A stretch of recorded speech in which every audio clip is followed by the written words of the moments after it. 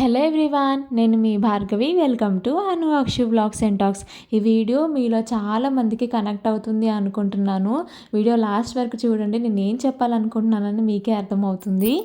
ఏవైనా పండగలు కానీ స్పెషల్ డేస్ ఉన్నప్పుడు కానీ నేను ముందే ఒక రోజు ముందే ప్లాన్ చేసుకొని ఏం చేయాలి, ఏ వంటకం ప్రిపేర్ చేయాలి, ఏం ప్రసాదం చేయాలనే అన్నీ ముందే ఆలోచించుకుంటాను.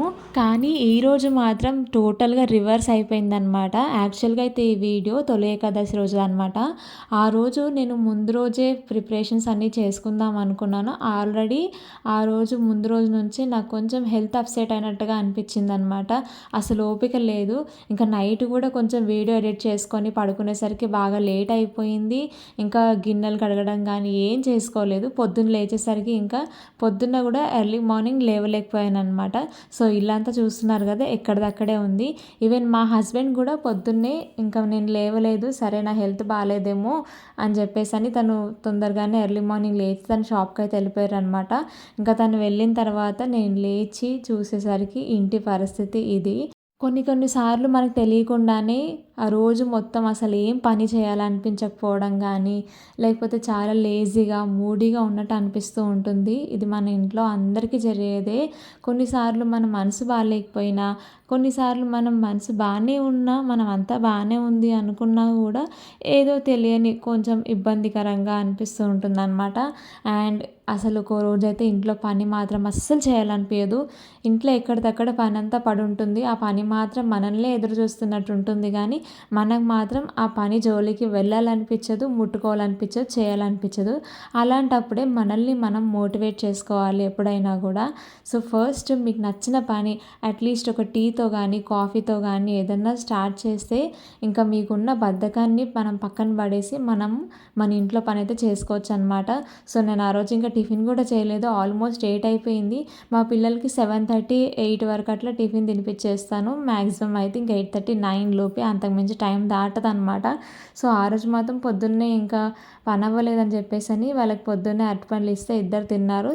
తర్వాత ఇంకా నేను కొంచెం టీ పెట్టుకొని ఇంట్లో బ్రెడ్ ఉంది. సో కొంచెం బ్రెడ్ పైన నెయ్యి వేసి లైట్గా ఫ్రై చేసుకొని బ్రెడ్ టీ అయితే తినేసాను అనమాట.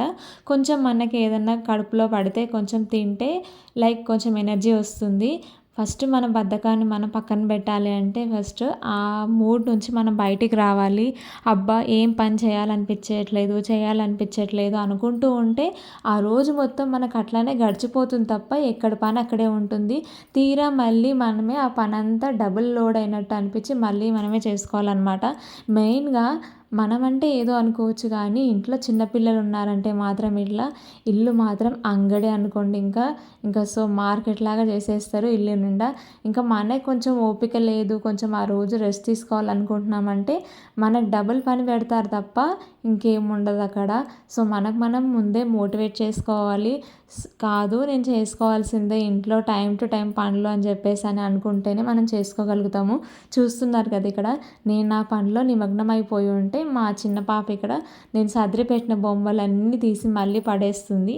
ఇంక ఇదే పని అనుకోండి. చిన్నపిల్లలు ఉన్నారు అని అంటే వాళ్ళ ఇంట్లో ఇదే జరుగుతూ ఉంటుంది. ఆ రోజు తొలి ఏకాదశి అన్నాను కదా, సో ముందు రోజే నేను దేవుడికి పూజ చేసుకోవాలి, ప్రసాదం వండాలి అని చెప్పేసి అని అనుకుంటాను. కానీ ఆ రోజు మాత్రం ఎందుకో తెలియదు, చాలా టైర్డ్గా అనిపించింది నాకే. పొద్దున్న లేవలేకపోయినాను. అంతకుముందు రోజు కూడా ఏం పని చేసుకోలేకపోయినా అసలు ఇంట్లో కూడా. సరే అని చెప్పేసి అని ఇంకా లేచి మళ్ళీ ఇంకా పనులన్నీ స్టార్ట్ చేసుకుంటున్నాను. అంతే కదండి, మరి మన ఇంట్లో పని మనమే చేసుకోవాలి. ఎప్పటికైనా ఆ పనులన్నీ మనన్నే ఎదురు చూస్తున్నట్టు అనిపిస్తుంది ఆడవాళ్ళకైతే. ఇంకా అవి అట్లనే ఉన్నాయి, ఎప్పుడు చేయాలో ఏమో అని వాటిని చూసి మనం భయపడి మనం టెన్షన్ పడ్డామంటే ఇంకా టెన్షన్ పెట్టేస్తాయి ఆ పనులు. ఒక్కసారి మనకు మనం చెప్పుకొని, అరే మనం ఇవి రోజు చేసే పనులే కదా, ఎందుకు ఇవాళ నేను ఇంత టైర్డ్గా ఫీల్ అవుతున్నాను, ఒకసారి స్టార్ట్ చేద్దామని చెప్పేసి ఒక్కసారి స్టార్ట్ చేసామంటే ఇంకా ఆగమన్నమాట. మనం ఒక 2-3 గంటల నుంచి లేజీగా కూర్చుండిపోయి పనంతా ఏమి స్టార్ట్ చేయకుండా ఉన్నాం. మనం మ్యాక్సిమం అయితే ఒక 1/2 అవర్ టు 1 అవర్లో వర్క్ అంతా కూడా ఫినిష్ చేసుకుంటాము. సో నేను కూడా అట్లనే వర్క్ అంతా స్టార్ట్ చేశాను అనమాట. ముందు మా పిల్లలు ఎక్కడెక్కడ పడేసిన వస్తువులన్నీ తీసి సదిరి పెట్టేసుకొని మళ్ళీ ఇల్లంతా ఊడ్చేసుకొని మాప్ పెట్టేసుకున్నాను. ఎప్పుడైనా కూడా నేను థర్స్డే రోజు ఇల్లు మాప్ పెడతా. అంటే మనం తడిగుడ్డలు పెడతామంటాం కదా, సో ఇల్లు తుడుచుకోవటప్పుడు అందులో వాటర్లో మనం ఫస్ట్ ఏం చేయాలి అంటే వాటర్లో నెగిటివ్ ఎనర్జీ ఏమైనా ఉంటే పోతుందనమాట ఇంట్లో. అందులో కొంచెం దొడ్డుప్పు అంటే కల్లుప్పు అంటారు కదా, సో కల్లుప్పు, కొంచెం పసుపు, ఒక నిమ్మకాయ కట్ చేసి వేసుకోవాలి. ఇంకా మీరు ఫ్లోర్ క్లీనర్ కానీ లైజాల్ కానీ ఏమన్నా వాడితే కనుక అది వేసేసుకొని మంచిగా ఇల్లు అయితే మాప్ పెట్టేసుకోండి. ఎవ్రీ థర్స్డే చేసుకోండి ఇట్లా. అండ్ మండే రోజు థర్స్డే రోజు ఇట్లా ఇల్లు తుడుచుకుంటే చాలా మంచిది. ఇంకా నెక్స్ట్ వచ్చేసి ఇల్లు మాప్ పెట్టుకోవడం అయిపోయిన తర్వాత నేను కిచెన్లోకి వచ్చేసి గిన్నెలు అయితే కడిగేసుకుంటున్నా. గిన్నెలు కడగడం అయిపోయిన తర్వాత మళ్ళీ నాకు సడన్గా అనిపించింది స్టవ్ కూడా కడిగేద్దామని. చూస్తున్నారు కదా, ఆల్రెడీ గిన్నెలు కడిగేసి సగం టైల్స్ కూడా కడిగేసిన. నాకు మాత్రం ఈ అలవాటు బాగా, ఎప్పుడు 2-3 గిన్నెలున్నా గిన్నెలు కడిగేసిన తర్వాత వెంటనే షింక్ కడిగేయాలి, అక్కడ ఉన్న టైల్స్ కూడా కడిగేయాలన్నమాట. ఆ టైల్స్ దగ్గర మొత్తం సబ్బుతోని వైట్గా మచ్చల్లాగా అవుతుంది కదా, అక్కడ ఉంటే ఎంతో చిరాగ్గా అనిపిస్తుంది. ఎప్పటికప్పుడు టైల్స్ కానీ కిచెన్ కానీ ఏదైనా పర్ఫెక్ట్గా నీట్గా ఉండాలనిపిస్తుంది నాకు. అందుకే ఎప్పుడు గిన్నెలు కడిగేసుకున్నా వెంటనే టైల్స్ మాత్రం కడిగేస్తాననమాట. సో గిన్నెలన్నీ కడిగేసిన తర్వాత స్టవ్ కూడా కడిగేయాలనుకున్నాను. ఇంకా వెంటనే అవన్నీ తీసేసి మళ్ళీ స్టవ్ కూడా కడగడం స్టార్ట్ చేశాను. ఈవెన్ మీరు కూడా స్టవ్ క్లీన్ చేసుకోవాలనుకుంటే థర్స్డే క్లీన్ చేసేసుకోవచ్చు. మండే రోజు కూడా నైట్ క్లీన్ చేసేసుకోవచ్చు అనమాట. ఫ్రైడే రోజు చాలామంది తల స్నానం చేయడం కానీ, లేకపోతే ఇంట్లో ఉన్న వస్తువులన్నీ కడగడము, ఇల్లు మాప్ పెట్టడం అంటే ఇల్లు తుడుచుకోవడము, ఇట్లా స్టవ్ కడగడం లాంటివి చేస్తుంటారు. మ్యాక్సిమం ఇట్లాంటి వర్క్స్ అన్నీ ఏమన్నా మీరు ఫ్రైడే రోజు చేసేటట్టయితే ఫ్రైడే మాత్రం ఇవన్నీ కంప్లీట్గా అవాయిడ్ చేసేయండి.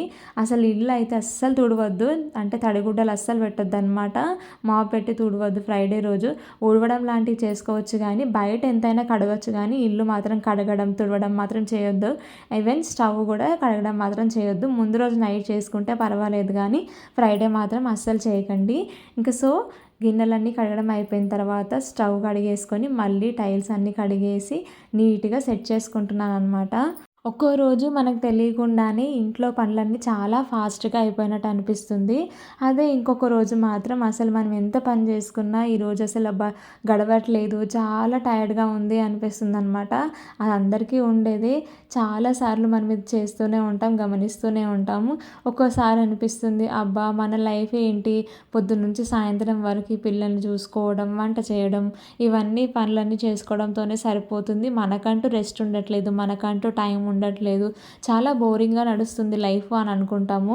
కానీ అట్లా అనుకున్నామంటే మన లైఫ్ అక్కడితోనే ఆగిపోతుంది. ఇవన్నీ కూడా స్టేజెస్ ఆఫ్ లైఫ్ అనమాట. మన లైఫ్లో అందరి లైఫ్లో జరిగేదే.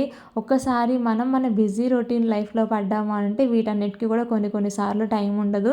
మెయిన్గా అయితే ఇంట్లో చిన్నపిల్లలు ఉన్నప్పుడు ఇట్లా మనకు చాలాసార్లు అనిపిస్తుంది. న్యూ మామ్స్కి అయితే అసలు లైఫ్ ఏంటి, పొద్దున్నుంచి సాయంత్రం వరకు ఇదే సరిపోతుంది నాకు. పిల్లలకి పాలు ఇవ్వడం, ఇంట్లో పని చేసుకోవడం, మళ్ళీ వాళ్ళ బట్టలన్నీ ఉతకడం, క్లీన్ చేయడం, ఇదే మొత్తం రొటీన్ లైఫ్ అంతా ఇదే అయిపోతుందని చాలా ఎగ్జాస్టింగ్గా అనిపిస్తుంది కొన్నిసార్లు. కానీ మన అమ్మ వాళ్ళు కూడా మనని ఇలాగే పెంచి ఉంటారు కదా, వాళ్ళు ఇలా పెంచితేనే కదా మనం ఇంత పెద్దగా అయింది. సో మన పిల్లల్ని మనం పెంచి పెద్దగా చేయాలంటే కొన్ని రోజులు కష్టపడాలి, మరి ఓపిక చేసుకొని చేసుకోవాల్సిందే.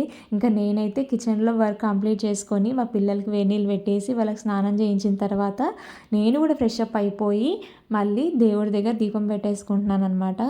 మీలో ఎవరైనా కూడా ఫస్ట్ మీకు మనసు బాగాలేకపోయినా, లేదు ఇట్లా లేజీగా అనిపిస్తుంది అంటే ఫస్ట్ మీరు చేయాల్సిన పని ఇంట్లో కొంచెం ఏదైనా వర్క్ ఉంటే క్లీన్ చేసుకొని ఫస్ట్ మీరు బాగా ఫ్రెష్ అప్ అయిపోవాలి. అంటే మీ బ్రెయిన్ రిలాక్స్ అయిపోవాలి ముందు, తర్వాత మీరు మీ బాడీ కూడా క్లీన్ అయిపోవాలన్నమాట. మీరు ముందు వీలైతే హెడ్ బాత్ చేసుకొని, లేదంటే మామూలుగా స్నానం చేసుకొని కొంచెం దేవుడి దగ్గర దీపం పెట్టుకోవడము, లేకపోతే మెడిటేషన్ చేయడము లాంటివి చేస్తే కనుక మీ బాడీ అండ్ బ్రెయిన్ కూడా చాలా మటుకు రిలాక్స్ అవుతుంది. మీరు మళ్ళీ నార్మల్ స్టేజ్కి వచ్చేసి మీ పనులు మీరు యథావిధిగా చేసేసుకోవచ్చు. సో నేనైతే ఇంకా దేవుడి దగ్గర పూజ చేసుకున్న తర్వాత కిచెన్లోకి వచ్చేసి ఇంకా వంట చేసుకోవాలి కదా. ఇంకా రోజు అయితే బయట నుంచి తెప్పించేసుకోలేము, ఇంట్లో వండుకోవాలి. అండ్ బయట తెచ్చుకునే ఫుడ్ అంత హెల్తీ కాదని మనకు తెలుసు. సో మనకు వీలైనంత మట్టుకు మనం ఇంట్లోనే ఫుడ్ అంతా ప్రిపేర్ చేసుకోవాలి, అది కూడా నీట్గా హెల్తీగా అనమాట. సో నేనైతే ఫస్ట్ రైస్ కడిగేసి పక్కన పెట్టేసుకుంటున్నాను. రైస్ అవుతుంటుంది ఒకవైపు, మరోవైపు అయితే ఇంకా కూరగాయలు ఇవన్నీ తీసుకుందామని నేను ఈరోజు దొండకాయ కర్రీ చేసి ఇంకా టమాటా చారు రసం పెడదాం అనుకుంటున్నాను అనమాట. మనం అన్నం వండుకునేటప్పుడు ముందు బియ్యాన్ని ఒక అట్లీస్ట్ హాఫ్ అన్ అవర్ ముందైనా నానబెట్టి పెట్టుకుంటే అన్నం పువ్వులు పువ్వులుగా మంచిగా టేస్టీగా ఉంటుంది. చాలా బాగుంటుంది అన్నం తినడానికి కూడా. కానీ అప్పటిదప్పుడు వండుకుంటే కొంచెం గట్టి పడ్డట్టు అనిపిస్తుంది అన్నం. కానీ ఇంకా నాకు టైం లేదు. ఒకవైపు లంచ్కి టైం అయిపోతుంది, మళ్ళీ మధ్యాహ్నంకి మా హస్బెండ్ లంచ్కి వచ్చేస్తారని చెప్పేసి అని ఇంకా హడావిడిగా వంట అయితే స్టార్ట్ చేసిన అనమాట. ఫస్ట్ వచ్చేసి నేను టమాటాలు తీసుకుంటున్నాను కదా, ఈ టమాటాలతోని టమాటా చారు పెట్టడానికి టమాటాలు తీసుకొని వాటిని కట్ చేసి స్టవ్ పైన పెట్టేస్తే ఒకవైపు టమాటాలు ఉడుకుతూ ఉంటాయి, మరోవైపు నేను దొండకాయలు కట్ చేసేసుకొని ఇంకా దొండకాయలు ఫ్రై అయితే చేద్దాం అనుకుంటున్నా. ఫ్రై అంటే డీప్ ఫ్రై మాత్రం చేయను, అంటే గట్టి కూర అంటాం కదా, మనం ఎక్కువ టమాటా కానీ మసాలా కానీ వేయకుండా జస్ట్ కొంచెం ఉల్లిపాయలు పచ్చిమిర్చి వేసి చేస్తానన్నమాట సింపుల్గా. నాకు దొండకాయ కర్రీ అంటే అస్సలు ఇష్టం ఉండేది కాదు, కానీ తర్వాత ఎప్పుడైతే ఇట్లా చేయడం స్టార్ట్ చేశానో అప్పటి నుంచి దొండకాయ కర్రీ నా ఫేవరెట్ కర్రీ అయిపోయిందని చెప్పాలన్నమాట. ఇంతకీ మీలో ఎంతమందికి దొండకాయ కర్రీ అంటే ఇష్టం ఉండదు అనేది కమెంట్ సెక్షన్లో కమెంట్ చేయండి. అండ్ ఎంతమందికి ఫేవరెట్ అనేది కూడా చెప్పండి, ఫేవరెట్ ఉన్న వాళ్ళు కూడా ఉంటారనుకోండి. ఇంకా అక్కడ టమాటాలు కట్ చేసేసుకున్నాను కదా, టమాటాలు ఒక గిన్నెలో వేసేసి అందులో వాటర్ పోసి కొంచెం చింతపండు కూడా వేసేసి ఉడికిచ్చేసి పెట్టుకుంటున్నాను. ఇక్కడ లో ఫ్లేమ్లో ఉడికిస్తుంటే జస్ట్ మనకు ఒక 10 మినిట్స్లో టమాటాలు అయితే ఇట్లా బాగా మెత్తగా ఉడికిపోతాయి. నెక్స్ట్ వీటిని పోపు వేసేసుకొని చారు పెట్టేసుకోవడమే. ఇందుకోసం ఒక గిన్నె పెట్టేసుకొని అందులో మనం ఎందులో అయితే చారు పెట్టుకుంటామో ఆ గిన్నెలో ఆయిల్ వేసేసుకొని అందులో పోపుకు తగ్గట్టుగా శనగపప్పు కానీ మినపప్పు ఆవాల జీలకర్ర కొంచెం ఎక్కువ వేసుకుంటే తాలింపు ఎంత ఎక్కువ ఉంటే అంత బాగుంటుంది చారు.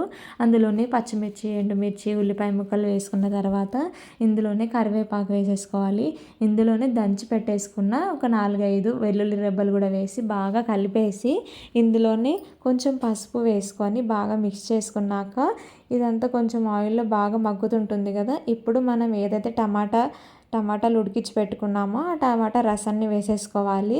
ఇంకా అందులో వచ్చిన నీళ్ళని ఇందులో వేసిన తర్వాత మళ్ళీ అందులో కొన్ని చల్లీలు యాడ్ చేసుకొని బాగా అంతా పిసికి అందులోంచి వచ్చిన చారు మొత్తాన్ని ఇందులో వేసి కలిపేసుకుంటే కనుక మనకి టమాటా చారు అయిపోతుందన్నమాట. అండ్ ఇక్కడ మీరు కావాలంటే ఈ టమాటాలు మొత్తం గుజ్జంతా తీసిన తర్వాత ఆ పిప్పు ఉంటుంది కదా, అది పడేయకుండా మళ్ళీ ఇందులోనే చారులో కొంచెం వేసుకుంటే కొంచెం చారు థిక్గా వచ్చినట్టు అనిపిస్తుంది. నేనైతే మొత్తం పిప్పంతా పడేయకుండా కొద్దిగా వేస్తాను అనమాట. అండ్ మీలో ఎంతమందికి టమాటా చారు అంటే ఇష్టం కమెంట్ చేయండి ఒకసారి. మీరు టమాటా చారు ఎట్లా చేస్తారనేది కూడా కమెంట్ సెక్షన్లో కమెంట్ చేయండి. మీరు చెప్పిన విధానం బాగుంటే నేను ట్రై చేస్తాను ఒకసారి. నేనైతే ఈజీగా ఫాస్ట్గా అయిపోతుందని ఈ వేలో చేస్తాను. ఇంకా అట్లా టమాటా రసం అంతా పిండేసిన తర్వాత అందులో కొంచెం ఉప్పు కారం వేసేసి ఇందులోనే మనకు వీలైతే కొంచెం ధనియాల పొడి కానీ ఇంకా వేసేసుకోవచ్చు అనమాట. ఇది బాగా లో ఫ్లేమ్లోనే ఒక 10 నిమిషాలు మరిగిస్తే మనకు టమాటో చారు అయితే రసం అయితే రెడీ అయిపోతుంది. ఇందులోనే కొత్తిమీర వేసి జస్ట్ ఒక 2 మినిట్స్ మరిగిస్తే ఆ ఫ్లేవర్ అంతా బాగా పడుతుంది అనమాట చారుకి. చారు అయితే అయిపోయింది కదా, నెక్స్ట్ దొండకాయలు కర్రీ చేస్తున్నాను అనమాట. దొండకాయలు కట్ చేసే ముందు చేతుల్లో కొంచెం ఆయిల్ అప్లై చేసుకొని దొండకాయలు కట్ చేసుకుంటే కనుక మన చేతికి ఆ జిగురు అంతా అంటుకొని మన చేతులు రఫ్గా అవ్వవు, స్మూత్గా చాలా బాగుంటాయి అనమాట. ఈ టిప్ ఒకసారి మీలో ఎవరికైనా తెలియకపోతే కనుక ట్రై చేయండి. నేను చాలాసార్లు ఎప్పుడు దొండకాయలు కట్ చేసినా చేతులు బాగా రఫ్గా చేతుల నిండా ఘాట్లు పడ్డట్టు అనిపిస్తుంది, జిగురుగా ఉండి ఎండిపోయినట్టుగా. అందుకని ఇలా ఆయిల్ అప్లై చేసుకుంటే మనకి దొండకాయలు కట్ చేసినప్పుడు చేతులు అంతగా పాడవు అనమాట. ఇట్లా ఒకసారి దొండకాయ కర్రీ కూడా ట్రై చేసి చూడండి, మీకు చాలా బాగా నచ్చుతుంది. నాకైతే చెప్పాను కదా అసలు దొండకాయ కర్రీ నచ్చేదే కాదని. మెయిన్లీ బెండకాయలో కానీ దొండకాయలో కానీ బీరకాయలో కానీ టమాటా వేసి వండితే మాత్రం అస్సలు తినాలనిపించదు నాకు. ఇట్లా మామూలుగా జస్ట్ ఇట్లా సింపుల్గా ఫ్రై లాగా చేస్తేనే దొండకాయ తినాలనిపిస్తుంది. ఈవెన్ బెండకాయ కానీ బీరకాయ కానీ మీకు అప్కమింగ్ వీడియోస్లో నేను ఎప్పుడన్నా చూపిస్తాను. నేను చేసే కర్రీస్ చాలా సింపుల్గా ఫాస్ట్గా క్విక్గా అయిపోయేటట్టు ఉంటాయి, టేస్టీగా కూడా ఉంటాయి అన్నమాట. ఇట్లా దొండకాయలు వేయించిన తర్వాత మనం ఆయిల్ వేసుకుంటాం కదా, ఆయిల్ పచ్చిమిర్చి ఎండుమిర్చి ఉల్లిపాయ ముక్కలు ఆవాల జీలకర్ర ఇవన్నీ వేసుకొని ఇంకా దొండకాయలు వేసిన తర్వాత ఇందులోనే కొంచెం అల్లం వెల్లుల్లి పేస్ట్ వేసేసుకోండి. అవి వేసి కొంచెం పసుపు వేసి సాల్ట్ కూడా వేసేసి కలుపుతూ మగ్గిస్తూ లో ఫ్లేమ్లో ఉడికించుకుంటుంటే మనకు ఒక 10 to 15 మినిట్స్లో బాగా ఇట్లా మెత్తబడిపోతాయి అన్నమాట. మధ్య మధ్యలో కలుపుతూ ఉండాలి. ఇలా బాగా మెత్తబడిన తర్వాత ఇందులో కారం, కొంచెం ధనియాల పొడి, వీలైతే కొంచెం గరం మసాలా వేసుకోండి. నేను ఇక్కడ వేసిన పౌడర్ ఏంటంటే ధనియాలు, కొంచెం జీలకర్ర, ఇందులోనే చెక్క, ఇలాచి, లవంగం ఈ 3 వేసేసి మంచిగా మిక్సీ పట్టేసుకున్నాను అనమాట. జస్ట్ సింపుల్గా గరం మసాలా చేసేసుకున్నాను అనమాట. ఆ పౌడర్ వేసుకుంటూ ఉంటాను కర్రీస్లో.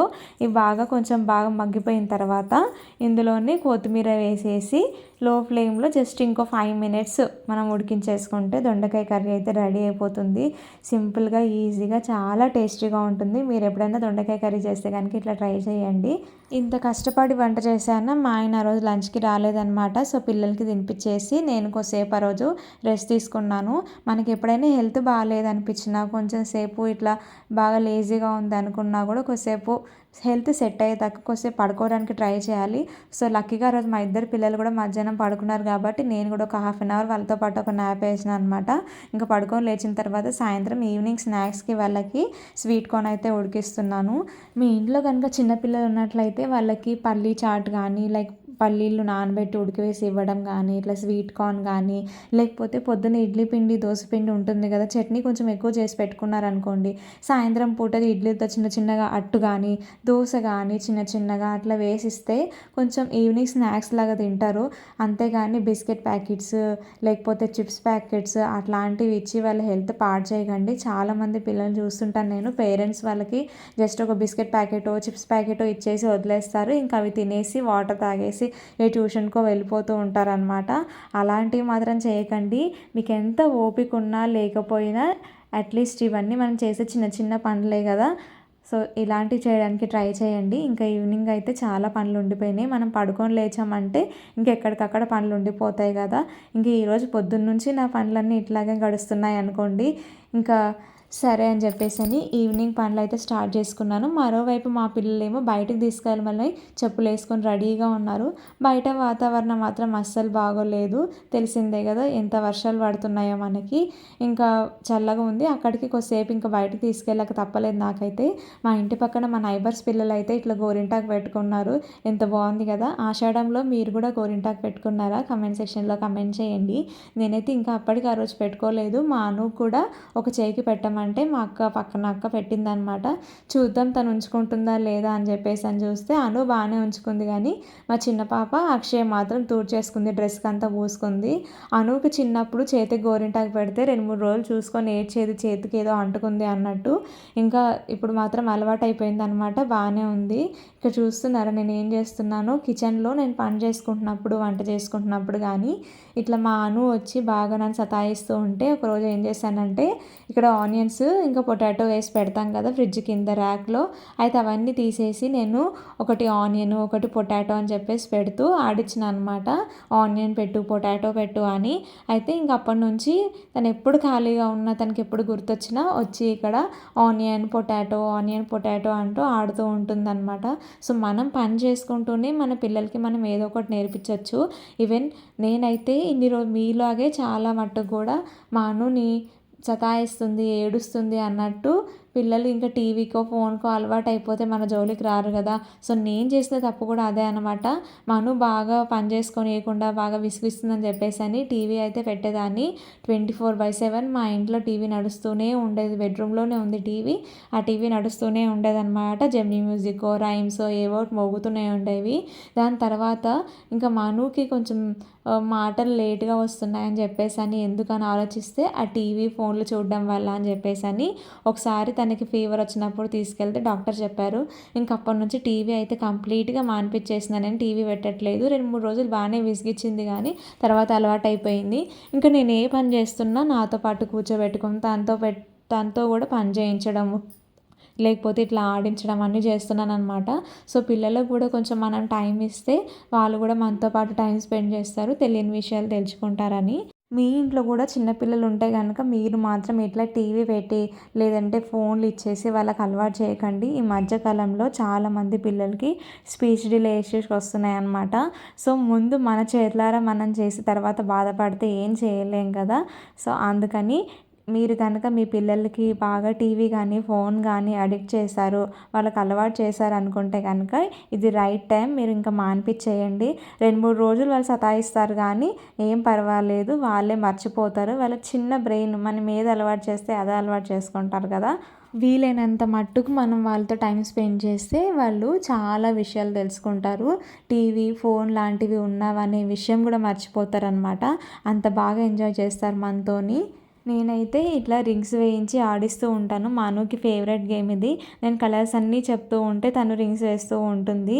ఇంకా దీంతో పాటు మా అక్షయ్ కూడా అను ఏది చేస్తే అదే కావాలి. ఇంకా వీళ్ళిద్దరు గొడవ అనమాట. పొద్దున్నుంచి సాయంత్రం వరకు ఇద్దరు కలిసి కొట్టుకుంటూనే ఉంటారు, ఆడుకుంటూనే ఉంటారు. ఇంకా మనం పేరెంట్స్ అంటే మనకు ఒక టాస్క్. ఇంకా ఇద్దరు చిన్నపిల్లలు ఉన్నారంటే వాళ్ళిద్దరిని మేనేజ్ చేసుకోవడం చాలా కష్టమే అవుతుంది. పాపం మా అను మాత్రం అమాయకురాలే. అక్షయ్ని గబుక్కున ఏం అనదు, కొట్టదు. కానీ ఈ చిన్నది మాత్రం వెళ్ళిపోయి మా అనుని కొడుతూ ఉంటుంది. ఒక్కోసారి ఏ దొరికితే దాంతో, మొన్న అయితే ఒకసారి బ్యాట్తో కూడా కొట్టింది అనుకోండి. అట్లాంటి పనులన్నీ చేస్తుంది మా చిన్న పాప. సో మీకు ఎప్పుడైనా ఇట్లా లేజీగా ఉన్న ఒక రోజు ఏం పనులు ఏమీ చేయాలనిపించట్లేదు అనుకున్నా కూడా ముందు మీరు రిలాక్స్ అవ్వండి. అసలు ప్రాబ్లం ఎక్కడుంది, మీరు ఎందుకు పని చేయాలనిపించట్లేదు, ఎందుకు అట్లా లేజీగా ఉన్నారని చెప్పి ఆలోచిస్తే మనకి ఎక్కడో ఒక పాయింట్ ఆఫ్ దగ్గర మనకి స్ట్రైక్ అవుతుంది. సో ఫస్ట్ మీరు రిలాక్స్ అవ్వండి. ఐదర్ టీ తాగడమో, కాఫీ తాగడమో, లేకపోతే ఒక మంచి పాట వినడమో ఏదన్నా చేస్తే కనుక మీరు అందులో నుంచి డైవర్ట్ అయిపోతారనమాట. నెక్స్ట్ మన పనులన్నీ మనం యథావిధిగా చకచకా చేసేసుకోవచ్చు. నేనైతే ఇక్కడ నెక్స్ట్ డే కోసమని ఇంకా ఇడ్లీ పిండి కోసమని నానేసి పెట్టుకున్నాను. గ్రైండర్ లేకపోయినా కూడా గ్రైండర్లో వేసుకున్నట్టుగా ఇడ్లీలో సాఫ్ట్గా స్మూత్గా రావాలంటే ఒకసారి మీరు ఇట్లా పప్పునైతే నానబెట్టుకొని చూడండి. నేను మధ్యాహ్నం పప్పు ఎప్పుడైనా కూడా 3 లేదా 4 గంటలకు అట్లా నానబెట్టి పెడతాను మ్యాక్సిమము. సో ఈవినింగ్ అంటే మనం ఇప్పుడు 3 గంటల పప్పు నానబెట్టుకుంటే ఈవినింగ్ 7:00కి మనం పప్పు రుబ్బేసుకుంటాం కదా. సో అప్పుడు 6:00కి మనం ఏం చేయాలంటే ఒక గంట ముందు, ఎప్పుడైతే మనం పప్పుని మిక్సీ వేసుకుంటామో అంతకంటే ఒక గంట ముందు ఇడ్లీ రవ్వ 3 గ్లాసులు, 1 గ్లాసు అటుకులు, వీటిని బాగా కడిగేసి నానబెట్టి పెట్టుకోవాలి. 1 గ్లాసు మినపప్పు కోలుతా అనమాట. ఇది ఇడ్లీలు చాలా బాగా వస్తాయి. ఇంకా ఇందులోనే మనం ఎప్పుడైతే మిక్సీ వేసుకుంటాం కదా పప్పులో అటుకులు, మినపప్పు కడిగేసి కొన్ని వాటర్ యాడ్ చేసుకొని మెత్తని పేస్ట్ లాగా పట్టేసుకుంటే కనుక మనకి ఇడ్లీ పిండి రెడీ అయిపోతుంది. అందులో మనం ముందుగా నానబెట్టి పెట్టుకున్న ఇడ్లీ రవ్వ ఉంటుంది కదా, ఇడ్లీ రవ్వలో ఉన్న నీళ్ళన్నీ పిండేసి గట్టిగా ఇట్లా మిక్సీ పట్టి పెట్టుకున్న ఇడ్లీ పిండిలోకి వేసేసుకొని కలిపి పెట్టేసుకొని నైట్ అంతా కూడా బయటే వదిలేయాలన్నమాట. అప్పుడు పిండి అంతా బాగా పులుస్తుంది. లేదు మీరు ఎక్కువ క్వాంటిటీలో చేసుకుంటున్నారు అనుకుంటే కనుక మీకు ఏ రోజుకైతే కావాలో అంత పిండి తీసి పక్కకు పెట్టుకొని మిగతా పిండి అంతా కూడా ఒక బాక్స్లో వేసి ఫ్రిడ్జ్లో పెట్టుకుంటే మీకు మినిమం 4 to 5 days వరకు బాగా స్టోర్ ఉంటుంది. ఇంకా మా ఇంటి పక్కన వాళ్ళందరూ గోరింటాకు పెట్టుకున్నారని చెప్పాను కదా. సో మాకు కూడా కొంచెం మా నైబర్ ఒక అక్క ఇచ్చిందనమాట. తను ఇచ్చిందని మా అనుకి ఇంకో చేయికి పెట్టేసి ఇంకా నేను కూడా పెట్టుకుందామని చెప్పేసాను. వాళ్ళు పడుకుందాక వెయిట్ చేశాను. పిల్లలు పడుకున్నాక నేను వీడియో ఎడిటింగ్ చేసుకొని అంతా అయిపోయిన తర్వాత నేను కూడా చేతికి గోరింటాకు పెట్టుకొని పడుకున్నాను అనమాట. ఇంతకీ మీరు ఆషాఢంలో గోరింటాకు పెట్టుకున్నారా లేదా కమెంట్ చేయండి. మీలో ఎవరైనా నా ఛానల్ని ఫస్ట్ టైం చూస్తున్నట్లయితే వెంటనే నా ఛానల్ని సబ్స్క్రైబ్ చేయండి. వీడియో చూస్తున్నంతసేపు మీకు ఒక్క సెకండ్ అయినా ఈ వీడియోలో కొంచెమైనా ఇన్ఫర్మేషన్ ఉంది, మీకు తెలియని విషయం తెలుసుకున్నాం అనుకుంటే కనుక వెంటనే వీడియోని ఒక లైక్ చేసి ఛానల్ని సబ్స్క్రైబ్ చేయకపోతే సబ్స్క్రైబ్ చేయండి. ఇదన్నమాట ఈరోజు వీడియో. మళ్ళీ వీడియోతో మిమ్మల్ని మళ్ళీ కలుస్తాను. Bye bye, take care.